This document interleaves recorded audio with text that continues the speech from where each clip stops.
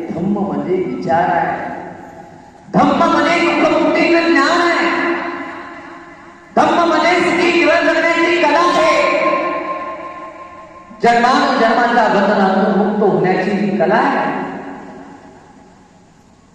मुक्ती मोक्ष निर्वाणाकडे घेऊन जाणारा हा मार्ग आहे. धम्म हे तत्वज्ञान आहे.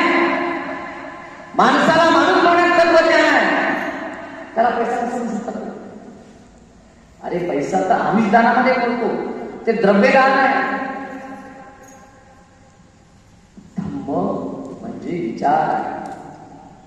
धम्म म्हणजे ज्ञान आहे. धम्म म्हणजे बोधी आहे. धम्म म्हणजे प्रज्ञा आहे. धम्म म्हणजे नीतिमत्ता आहे.